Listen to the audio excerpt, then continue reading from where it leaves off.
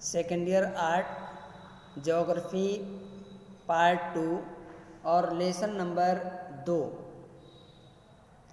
प्रवास प्रकार कारण और परिणाम, ये अध्याय आज हमको पढ़ना है। तो प्यारे बच्चों देखिए, प्रवास किसे कहते हैं। प्रवास का मतलब होता है एक स्थान से दूसरे स्थान पर जाना और वहाँ से दूसरे लोगों का दूसरे स्थान पे जाना, यानी आना और जो जाना होता है। प्रवास का मतलब होता है जो लोग होते हैं एक दूसरे स्थान पर आते हैं जाते हैं, तो उसे प्रवास कहते हैं। जैसे हमारे देश के जो लोग हैं वो विदेशों में जाते हैं और विदेश के जो लोग हैं वो हमारे देश में आते हैं, तो इसे प्रवास कहा जाता है। हमारे एक भारत में एक प्रदेश से दूसरे प्रदेशों में लोग जाते हैं, दूसरे प्रदेशों से हमारे प्रदेश में लोग आते हैं। तो इस तरह से लोगों का जो आवागमन होता है, आते हैं जाते हैं, उन्हीं को प्रवास कहा जाता है, माइग्रेशन कहा जाता है। तो जो प्रवास होता है आप देखेंगे दो प्रकार का होता है, आप्रवास और उत्प्रवास। आप्रवास का मतलब होता है जैसे भारत में विदेशों से लोग आते हैं तो उसे आप्रवास कहा जाता है, और भारत से जो लोग विदेशों में जाते हैं उसे उत्प्रवास कहा जाता है। तो प्रवास हो चाहे उत्प्रवास हो, इन दोनों को ही प्रवास कहा जाता है। जनसंख्या का जो स्थानांतरण होता है, एक दूसरे स्थान पर आना जाना होता है, उसी को प्रवास कहा जाता है। ये समय काल के अनुसार पे इसकी परिभाषा बदल जाती है, आगे आपको मिलेगा। आप्रवास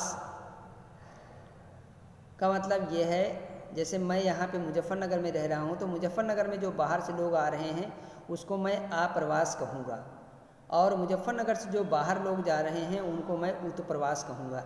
लेकिन अगर मैं दिल्ली में चला जाता हूँ, दिल्ली में से जो है इसको मैं अगर इसका अर्थ बताऊँ तो दिल्ली में अगर मैं रह रहा हूँ तो वहाँ के स्थान के संदर्भ में अगर इसको परिभाषित करूँ तो वहाँ पर जो बाहर से लोग आ रहे हैं वहाँ के लोगों के लिए आप्रवास होगा, और वहाँ दिल्ली से जो बाहर लोग जा रहे हैं उनको उत्प्रवास कहा जाएगा। तो समय और काल के हिसाब से इसकी परिभाषा जो है दी जाती है।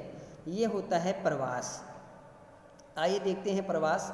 प्रवास दिक् और काल दोनों के संदर्भ में जनसंख्या के पुनर्वितरण का अभिन्न अंग है। यह एक महत्वपूर्ण कारक है। प्रवास दिक् और काल, दिशा और काल दोनों के संदर्भ में जनसंख्या के पुनर्वितरण, यानी जनसंख्या के पुनर्वितरण का मतलब जो जनसंख्या वितरित होती है एक दूसरे स्थान पर आती जाती रहती है, उसी को जो है प्रवास कहा जाता है। भारत से भी बड़ी संख्या में लोग उत्तम अवसरों की तलाश में विभिन्न स्थानों, विशेष रूप से मध्य पूर्व और पश्चिमी यूरोप के देशों, अमेरिका, ऑस्ट्रेलिया और पूर्वी और दक्षिणी पूर्वी एशिया में प्रवास करते हैं।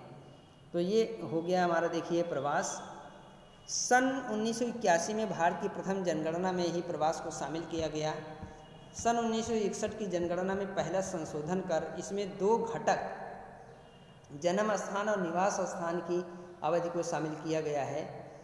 सन 1971 में पिछले निवास स्थान और गणना के स्थान पर रुकने की अवधि की अतिरिक्त सूचना को शामिल किया गया है।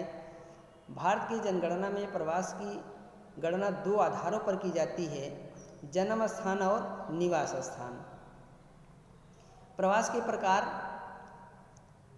आंतरिक प्रवास यानी देश के भीतर, और अंतर्राष्ट्रीय प्रवास देश के बाहर। ये हो गया जो है प्रवास के प्रकार, यानी देश के अंदर, हमारे देश के अंदर भी प्रवास होता है। मतलब एक हमारे देश के भारत में एक राज्य से दूसरे स्थान में जनसंख्या का जो स्थानांतरण होता रहता है वो हमारा आंतरिक प्रवास हो गया। अंतर्राष्ट्रीय प्रवास देश के बाहर, यानी एक देश से दूसरे देश में लोग आते जाते रहते हैं, तो उसे जो है हम अंतर्राष्ट्रीय प्रवास कहा जाता है। फिर इसके बाद आप देखिए जो आंतरिक प्रवास है,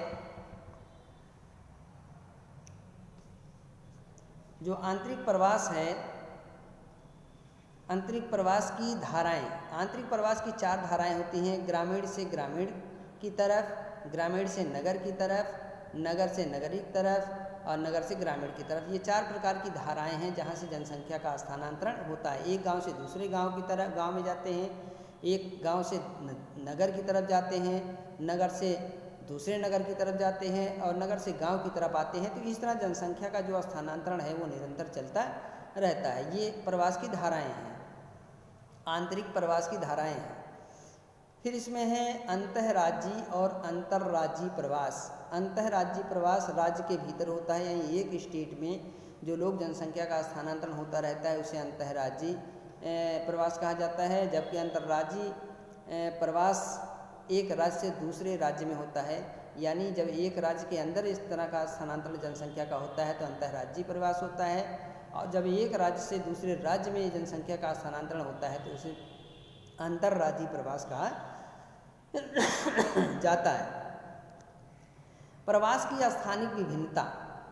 जिन राज्यों में प्रवास की संभावनाएं अधिक हैं, जैसे महाराष्ट्र, दिल्ली, गुजरात, हरियाणा, यानी यहाँ रोजगार के अवसर ज़्यादा होते हैं, वे अन्य राज्यों से प्रवासियों को आकर्षित करते हैं। सर्वाधिक प्रवासी महाराष्ट्र में है, यानी जिन राज्यों में रोजगार के अवसर ज़्यादा होता है, जहाँ इंडस्ट्री ज़्यादा होती है, फैक्ट्री कारखाने ज़्यादा होते हैं, तो ऐसे क्षेत्रों में अन्य राज्यों से ज़्यादा लोग वहाँ पर जाते हैं, प्रवासी ज़्यादा आकर्षित होते हैं क्योंकि वहाँ रोजगार ज़्यादा है, इसलिए वहाँ पे लोग ज़्यादा जाते हैं। तो अब कह रहा है कि सर्वाधिक प्रवासी महाराष्ट्र में है। महाराष्ट्र में, यानी हमारे देश में जो महाराष्ट्र जो है एक स्टेट है, उन राज्यों में प्रवासी सबसे ज़्यादा पाए जाते हैं क्योंकि वहाँ पर रोजगार ज़्यादा है, तो दूसरे राज्यों से महाराष्ट्र में लोग ज़्यादा जाते हैं, वहाँ प्रवास ज़्यादा होता है। नगरीय समूहों में से ग्रेटर मुंबई में प्रवासियों की संख्या सर्वाधिक है। इनमें अंतर्राज्यीय प्रवास का भाग अधिक है। कह रहा है नगरीय समूहों में, जो नगर है, नगर का जो समूह है, नगर समूहों में से ग्रेटर मुंबई में प्रवासियों की संख्या ज़्यादा है। जो मुंबई है वहाँ पर प्रवासियों की संख्या ज़्यादा है, इसमें अंतर्राज्यीय प्रवास का भाग ज़्यादा। अंतर्राज्यीय मतलब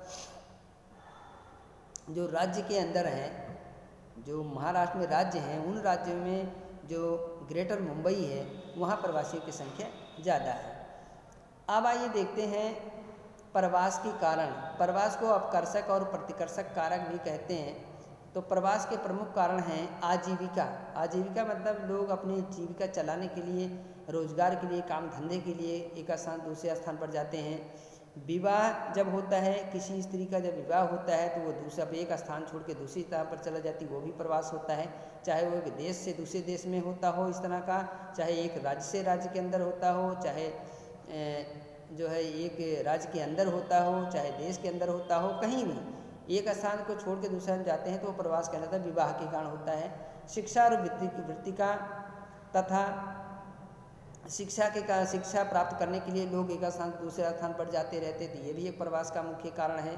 सामाजिक असुरक्षा और प्रकोप। सामाजिक असुरक्षा, जहाँ पर सामाजिक असुरक्षा होती है, जहाँ पर राजनीतिक प्रतिद्वंदिता होती है, जहाँ पर कहने का मतलब यह है कि जहाँ शांति नहीं होती है, तो ऐसे क्षेत्रों को छोड़कर लोग दूसरे क्षेत्रों में चले जाते हैं। तो ये हो गया हमारा प्रवास का कारण। प्रवास का परिणाम क्या होता है? प्रवास के प्रमुख परिणाम हैं आर्थिक परिणाम, जननांकीय परिणाम, सामाजिक परिणाम, पर्यावरणीय परिणाम तथा अन्य। आर्थिक परिणाम क्या होता है? आर्थिक परिणाम यह होता है कि जब लोग एक स्थान से दूसरे स्थान पर जाते हैं तो निश्चित रूप से वो आजीविका के लिए अगर जाते हैं तो अर्थव्यवस्था क्या होती है? मजबूत होती है।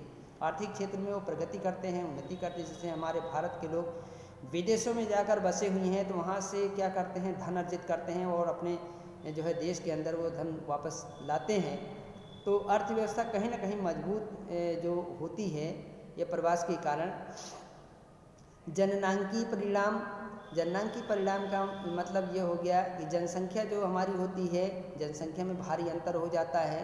एक स्थान से जनसंख्या अगर दूसरे स्थान की तरफ जा रही है तो जहाँ से जनसंख्या जा रही है, जहाँ से लोग जा रहे हैं वहाँ पर क्या जनसंख्या कम हो जाती है, और जहाँ पे जाके बस रहे हैं, जिस जगह वो प्रवास कर रहे हैं वहाँ जनसंख्या ज़्यादा हो जाती है। तो ये जननांकीय इसका परिणाम है, यानी से जनसंख्या कम हो जाती है और कहीं पर ज़्यादा हो जाती है। सामाजिक परिणाम होता है। सामाजिक परिणाम का मतलब ये होता है जब हम जो है एक समाज से दूसरे समाज में जाते हैं तो हमारे क्या होता है, दूसरे समाज में जाने पर वहाँ की जो कल्चर है, वहाँ की जो संस्कृति है, रीति रिवाज है, परंपरा प्रथाएँ हैं, वो हमको देखने को मिलती है। वो हम उसको सीखते हैं, अनुसरण करते हैं, अच्छी चीज़ों को अडॉप्ट करते हैं। और जो है अपनी जो कल्चर हमारी है, जहाँ पर हम जाते हैं उस कल्चर को वहाँ पहुँचाते हैं। तो ये क्या होता है, समाज में एक परिवर्तन आता है। सामाजिक परिवर्तन कहते हैं। ये सामाजिक परिणाम हो गया।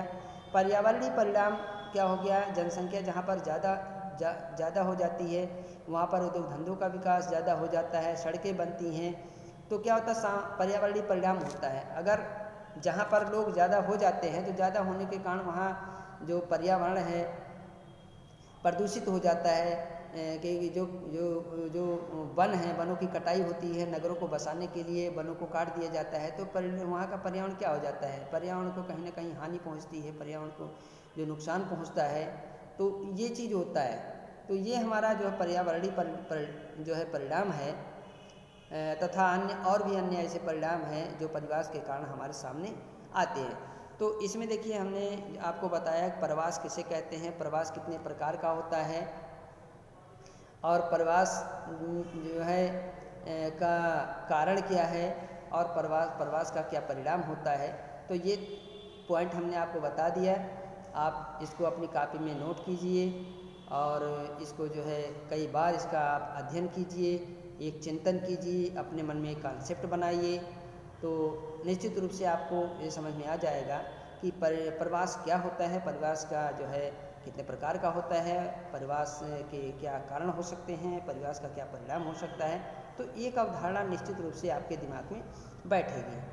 तो आज की जो वीडियो है उसमें यहीं पर ये कार्य समाप्त होता है। जो अगली इसके भाग का जो पोर्शन है वो नेक्स्ट वीडियो में आपको बताई जाएगी।